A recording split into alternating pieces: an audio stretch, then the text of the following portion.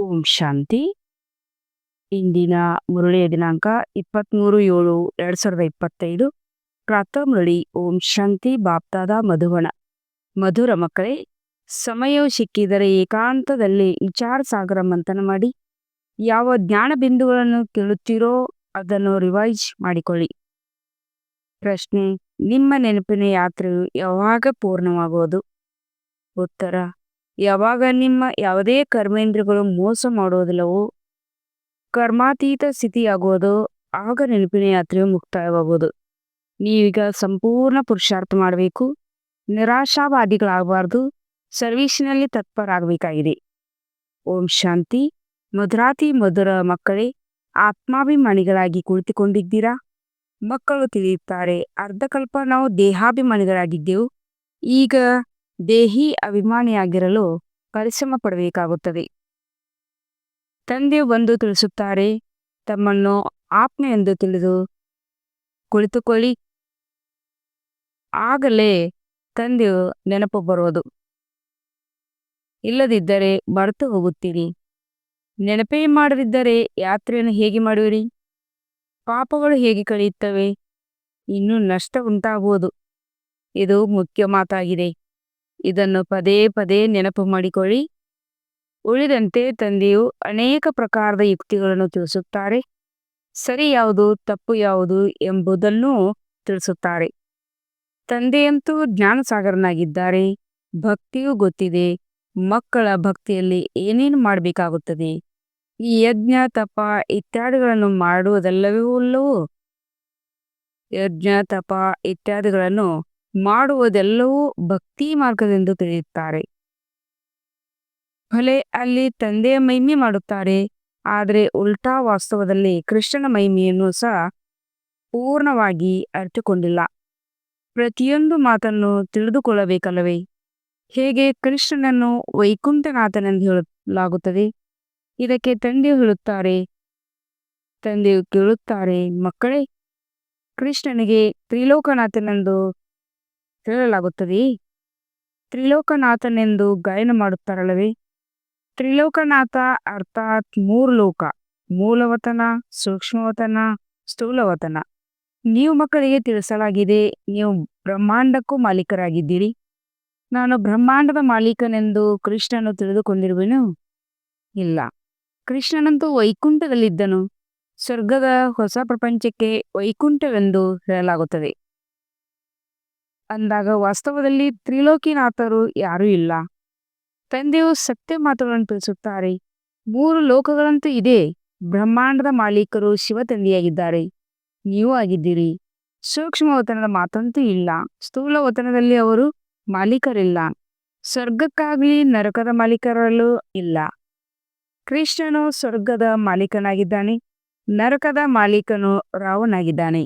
ಇದಕ್ಕೆ ರಾವಣ ರಾಜ್ಯ ಅಸುರ ರಾಜ್ಯವೆಂದು ಹೇಳಲಾಗುತ್ತದೆ. ಈ ಮಾತನ್ನು ಮನುಷ್ಯರು ಹೇಳುತ್ತಾರೆ, ಆದರೆ ತಿಳಿದುಕೊಂಡಿಲ್ಲ. ನೀವು ಮಕ್ಕಳಿಗೆ ತಂದೆಯು ತಿಳಿಸುತ್ತಾರೆ. ರಾವಣಿಗೆ 10 ತಲೆಗಳನ್ನು ತೋರಿಸುತ್ತಾರೆ. ಸ್ತ್ರೀಯ 5 ವಿಕಾರಗಳು, ಪುರುಷರು 5 ವಿಕಾರಗಳು. 5 ವಿಕಾರಗಳಂತೂ ಈಗ ಎಲ್ಲರಲ್ಲಿ ಇದೆ. ಎಲ್ಲರೂ ರಾವಣ ರಾಜ್ಯದಲ್ಲಿದ್ದಾರೆ. ನೀವೀಗ ಶ್ರೇಷ್ಠಾಚಾರಿಗಳಾಗುತ್ತಿದ್ದೀರಿ. ತಂದೆಯು ಬಂದು ಶ್ರೇಷ್ಠಾಚಾರಿ ಪ್ರಪಂಚವನ್ನು ಸ್ಥಾಪನೆ ಮಾಡುತ್ತಾರೆ. ಏಕಾಂತದಲ್ಲಿ ಕುಳಿತುಕೊಂಡಾಗ ಈ ರೀತಿಯ ವಿಚಾರ ಸಾಗರ ಮಂಥನ ನಡೆಯುವುದು. ಆ ಲೌಕಿಕ ವಿದ್ಯೆಗಾಗಿಯೂ ಸಹ ವಿದ್ಯಾರ್ಥಿಗಳು ಏಕಾಂತದಲ್ಲಿ ಕುಳಿತು ಓದುತ್ತಾರೆ. ನಿಮಗೆ ಯಾವುದೇ ಪುಸ್ತಕಗಳನ್ನಂತೂ ಓದುವ ಅವಶ್ಯಕತೆ ಇಲ್ಲ. ನೀವು ಜ್ಞಾನ ಬಿಂದುಗಳನ್ನು ಬರೆದುಕೊಳ್ಳುತ್ತೀರಿ. ಕೇವಲ ಇದನ್ನು ರಿವೈಸ್ ಮಾಡಿಕೊಳ್ಬೇಕು. ಇವು ತಿಳಿದುಕೊಳ್ಳುವ ಗುಹ್ಯ ಮಾತುಗಳಾಗಿದೆ. ತಂದೆ ತಿಳಿಸುತ್ತಾರಲ್ಲವೇ, ಇದು ನಿಮಗೆ ಅತಿ ಗುಹ್ಯವಾದ ಹೊಸ ಹೊಸ ವಿಚಾರಗಳನ್ನು ತಿಳಿಸುತ್ತೇನೆ. ಲಕ್ಷ್ಮೀನಾರಾಯಣರು ಪಾರಸ್ಪುರಿಯ ಮಾಲೀಕರಾಗಿದ್ದಾರೆ. ವಿಷ್ಣು ಪಾರಸ್ಪುರಿಯ ಮಾಲೀಕನೆಂದು ಹೇಳುವುದಿಲ್ಲ. ವಿಷ್ಣುವೇ ಲಕ್ಷ್ಮೀನಾರಾಯಣ ಎಂಬುದನ್ನು ಸಹ ತಿಳಿದುಕೊಂಡಿಲ್ಲ. ಈಗ ನೀವು ಸಾರ ರೂಪದಲ್ಲಿ ಗುರಿದೇಹವನ್ನು ತಿಳಿಸಿಕೊಡುತ್ತೀರಿ. ಬ್ರಹ್ಮ ಸರಸ್ವತಿಯು ಸಹ ಪರಸ್ಪರ ದಂಪತಿಗಳಲ್ಲ. ಇವರಂತೂ ಪ್ರಜಾಪಿತ ಬ್ರಹ್ಮನಲ್ಲವೇ? ಅಂದಾಗ ಪ್ರಜಾಪಿತ ಬ್ರಹ್ಮನಿಗೆ ಗ್ರೇಟ್ ಗ್ರೇಟ್ ಗ್ರಾಂಡ್ ಫಾದರ್ ಎಂದು ಹೇಳಬಹುದು. ಶಿವತಂದೆಗಂತೂ ಕೇವಲ ತಂದೆ ಎಂದು ಹೇಳುತ್ತಾರೆ. ಉಳಿದೆಲ್ಲರೂ ಸಹೋದರಾಗಿದ್ದಾರೆ. ಇಷ್ಟೊಂದು ಮಂದಿ ಬ್ರಹ್ಮನ ಮಕ್ಕಳಿದ್ದಾರೆ. ನಾವು ಭಗವಂತನ ಮಕ್ಕಳು, ಸಹೋದರೆಂದು ಎಲ್ಲರಿಗೂ ತಿಳಿದಿದೆ. ಆದರೆ ಅದು ನಿರಾಕಾರಿ ಪ್ರಪಂಚದಲ್ಲಿ ಮಾತ್ರ ನೀವೀಗ ಬ್ರಾಹ್ಮಣರಾಗಿದ್ದೀರಿ. ಹೊಸ ಪ್ರಪಂಚವೆಂದು ಸತ್ಯಯುಗಕ್ಕೆ ಹೇಳಲಾಗುತ್ತದೆ. ಈಗಿನ ಸಮಯಕ್ಕೆ ಪುರುಷೋತ್ತಮ ಸಂಗಮಯುಗ ಎಂದು ಕರೆಯಲಾಗುತ್ತದೆ. ಸತ್ಯಯುಗದಲ್ಲಿ ಪುರುಷೋತ್ತಮರೇ ಇರುತ್ತಾರೆ. ಇವು ಬಹಳ ಅದ್ಭುತವಾದ ಮಾತುಗಳಾಗಿವೆ. ನೀವು ಹೊಸ ಪ್ರಪಂಚಕ್ಕಾಗಿ ತಯಾರಾಗುತ್ತಿದ್ದೀರಿ. ಈ ಸಮಯದಲ್ಲೇ ನೀವು ಪುರುಷೋತ್ತಮರಾಗುತ್ತೀರಿ. ನಾವು ಲಕ್ಷ್ಮೀನಾರಾಯಣರಾಗುತ್ತೇವೆಂದು ಹೇಳುತ್ತಾರೆ. ಇವರು ಎಲ್ಲರಿಗಿಂತ ಉತ್ತಮ ಪುರುಷರಾಗಿದ್ದಾರೆ. ಅವರನ್ನು ದೇವತೆಗಳೆಂದು ಹೇಳಲಾಗುತ್ತದೆ. ಉತ್ತಮರಿಗಿಂತಲೂ ಉತ್ತಮರು ನಂಬರ್ 1 ಲಕ್ಷ್ಮೀನಾರಾಯಣರಾಗಿದ್ದಾರೆ. ಮತ್ತೆ ನೀವು ಮಕ್ಕಳು ನಂಬರ್ 1 ಆಗುತ್ತೀರಿ. ಸೂರ್ಯವಂಶಿ ಮನೆತನದವರಿಗೆ ಉತ್ತಮರೆಂದು ಹೇಳುತ್ತಾರೆ. ನಂಬರ್ 1 ಅಲ್ಲವೇ? ನಿಧಾನವಾಗಿ ಕಲೆಗಳು ಕಡಿಮೆಯಾಗುತ್ತವೆ. ನೀವು ಮಕ್ಕಳಿಗೆ ಹೊಸ ಪ್ರಪಂಚದ ಮುಹೂರ್ತ ಮಾಡುತ್ತೀರಿ. ಹೇಗೆ ಹೊಸ ಮನೆಯು ತಯಾರಾದಾಗ ಮಕ್ಕಳು ಖುಷಿಯಾಗುತ್ತಾರೆ, ಮುಹೂರ್ತ ಮಾಡುತ್ತಾರೆ.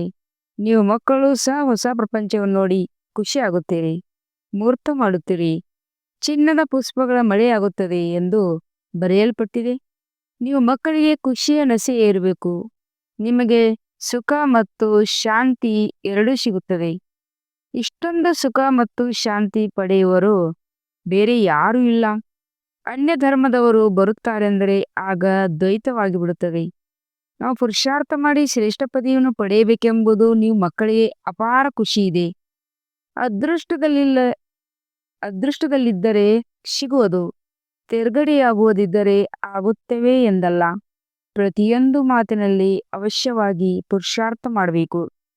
ಪುರುಷಾರ್ಥವನ್ನು ಮಾಡದೇ ಇದ್ದರೆ ಅದೃಷ್ಟದಲ್ಲಿ ಏನಿರುವುದೋ ಅದಾಗುವುದೆಂದು ಹೇಳುತ್ತಾರೆ. ನಂತರ ಪುರುಷಾರ್ಥ ಮಾಡುವುದೇ ನಿಂತು ಹೋಗುತ್ತದೆ. ತಂದೆಯು ತಿಳಿಸುತ್ತಾರೆ, ನೀವು ಮಾತೆಯರನ್ನು ಎಷ್ಟು ಶ್ರೇಷ್ಠರನ್ನಾಗಿ ಮಾಡುತ್ತೇನೆ. ಎಲ್ಲಾ ಸ್ಥಾನಗಳಲ್ಲಿ ಮಹಿಳೆಯರಿಗೆ ಸ್ಥಾನವಿದೆ. ವಿದೇಶದಲ್ಲಿಯೂ ಗೌರವವಿದೆ ಮಹಿಳೆಯರಿಗೆ. ಇಲ್ಲವಂತೂ ಹೆಣ್ಣು ಮಗುವಿಗೆ ಜನ್ಮ ಕೊಡುತ್ತಾರೆಂದರೆ ಮಂಚವನ್ನು ತಲೆ ಕೆಳಕು ಮಾಡಿಬಿಡುತ್ತಾರೆ. ಪ್ರಪಂಚವೇ ಕೊಳಕಾಗಿದೆ. ಈ ಸಮಯದಲ್ಲಿ ನೀವು ಮಕ್ಕಳು ತಿಳಿದುಕೊಂಡಿದ್ದೀರಿ ಭಾರತವೇ ಹೇಗಿತ್ತು, ಈಗ ಏನಾಗಿದೆ. ಮನುಷ್ಯರು ಏನೆಲ್ಲವನ್ನು ಮರೆತು ಬಿಟ್ಟಿದ್ದಾರೆ. ಕೇವಲ ಶಾಂತಿ ಶಾಂತಿ ಎಂದು ಬಿಡುತ್ತಿರುತ್ತಾರೆ. ವಿಶ್ವದಲ್ಲಿ ಶಾಂತಿ ಬೇಕೆಂದು ಬಯಸುತ್ತಾರೆ. ನೀವು ಈ ಲಕ್ಷ್ಮೀನಾರಾಯಣರನ್ನು ತೋರಿಸಿರಿ. ಇವರ ರಾಜ್ಯವಿದ್ದಾಗ ಪವಿತ್ರತೆ, ಸುಖ, ಶಾಂತಿ ಇತ್ತು. ನಿಮಗೆ ಇಂಥ ರಾಜ್ಯವು ಬೇಕಲ್ಲವೇ? ಮೂಲವತನವಂತೂ ವಿಶ್ವಶಾಂತಿ ಬೇಕೆಂದು ಹೇಳುವುದಿಲ್ಲ. ವಿಶ್ವಶಾಂತಿ ಇಲ್ಲೇ ಬೇಕಲ್ಲವೇ? ದೇವತೆಗಳ ರಾಜ್ಯವು ಇಡೀ ವಿಶ್ವದಲ್ಲಿತ್ತು. ಮೂಲವತನವು ಆತ್ಮಗಳ ಪ್ರಪಂಚವಾಗಿತ್ತು. ಆತ್ಮಗಳ ಪ್ರಪಂಚವು ಇದೆ ಎಂಬುದನ್ನು ಮನುಷ್ಯರು ತಿಳಿದುಕೊಂಡಿಲ್ಲ. ತಂದೆಯು ತಿಳಿಸುತ್ತಾರೆ, ನಾನು ನಿಮ್ಮನ್ನು ಶ್ರೇಷ್ಠ ಪುರುಷೋತ್ತಮರನ್ನಾಗಿ ಮಾಡುತ್ತೇನೆ. ಇದು ತಿಳಿದುಕೊಳ್ಳುವ ಮಾತುಗಳಾಗಿವೆ.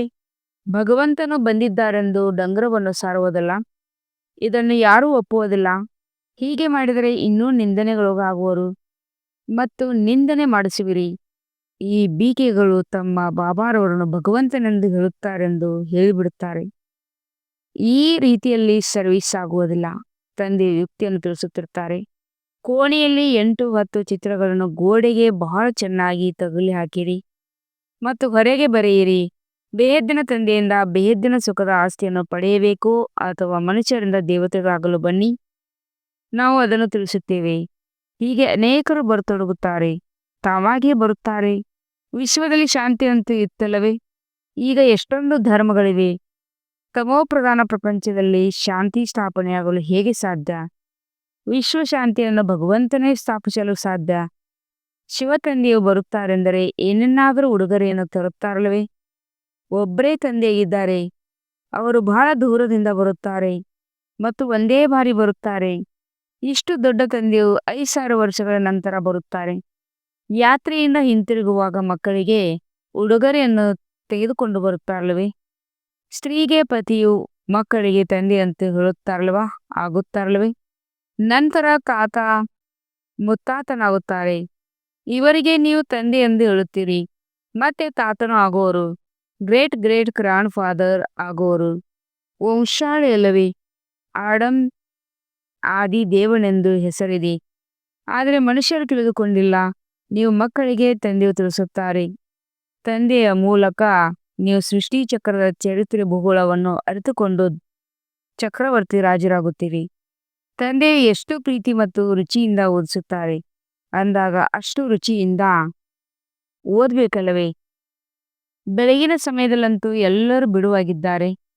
ಬೆಳಗಿನ ತರಗತಿಯು ಕೇವಲ ಅರ್ಧ ಮುಕ್ಕಾಲು ಗಂಟೆಯ ಸಮಯ ಇರುತ್ತದೆ. ಆದ್ದರಿಂದ ಕೇವಲ ಮುರಳಿಯನ್ನು ಕೇಳಿ ಹೊರಟು ಹೋಗಿ ನೆನಪನ್ನಂತೂ ನೀವು ಎಲ್ಲಿಯಾದರೂ ಮಾಡಬಲ್ಲಿರಿ. ಭಾನುವಾರ ದಿನದಂತೂ ರಜೆ ಇರುವುದು. ಅಂದು ಮುಂಜಾನೆ 2-3 ಗಂಟೆಗೆ ಎದ್ದು ನೆನಪಿನಲ್ಲಿ ಕುಳಿತು ಬಿಡಿ. ದಿನದ ಸಂಪಾದನೆಯನ್ನು ಮಾಡಿಕೊಳ್ಳಿ. ಪೂರ್ಣ ಜೋಳಿಗೆಯನ್ನು ತುಂಬಿಸಿಕೊಳ್ಳಿ. ಸಮಯ ಅಂತೂ ಸಿಗುತ್ತದೆ ಅಲ್ಲವೇ? ಮಾಯೆ ಬಿರುಗಾಳಿಗಳು ಬರುವುದರಿಂದ ನೆನಪು ಮಾಡಲು ಸಾಧ್ಯವಾಗುವುದಿಲ್ಲ. ತಂದೆಯು ಬಹಳ ಸಹಜವಾಗಿ ತಿಳಿಸಿಕೊಡುತ್ತಾರೆ.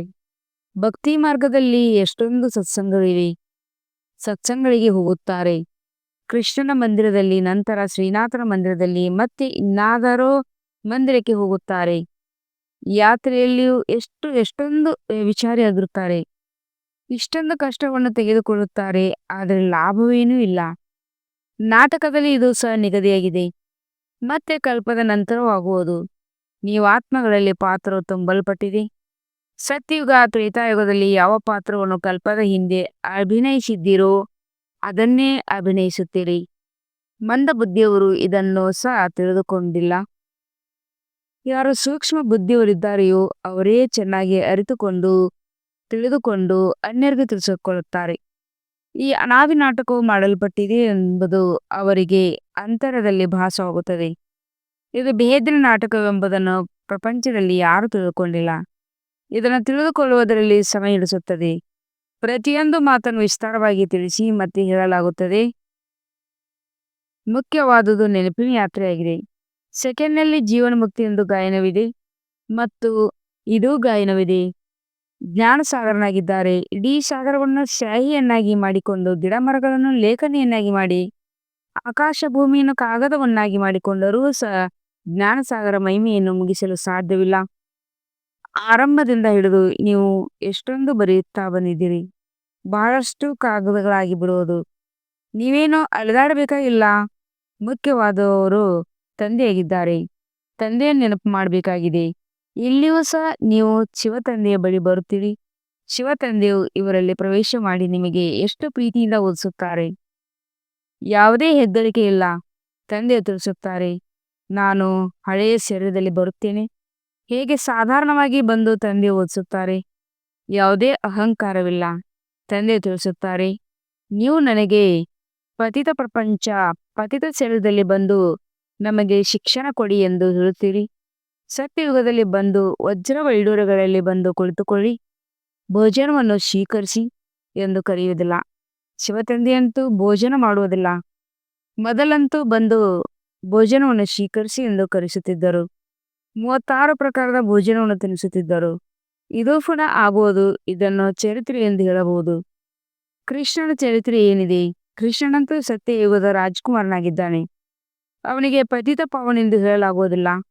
ಸತ್ಯಯುಗದಲ್ಲಿ ಇವರು ವಿಶ್ವದ ಮಾಲೀಕರು ಹೇಗಾಗಿದ್ದಾರೆ ಎಂಬುದನ್ನು ಸಹ ಈಗ ನೀವು ತಿಳಿದುಕೊಂಡಿದ್ದೀರಿ. ಮನುಷ್ಯರಂತೂ ಸಂಪೂರ್ಣ ಅಂಧಕಾರದಲ್ಲಿದ್ದಾರೆ. ನೀವೀಗ ಸಂಪೂರ್ಣ ಪ್ರಕಾಶತೆಯಲ್ಲಿ ಬಂದಿದ್ದೀರಿ. ತಂದೆ ಬಂದು ರಾತ್ರಿಯನ್ನು ದಿನವನ್ನಾಗಿ ಮಾಡಿಬಿಡುತ್ತಾರೆ.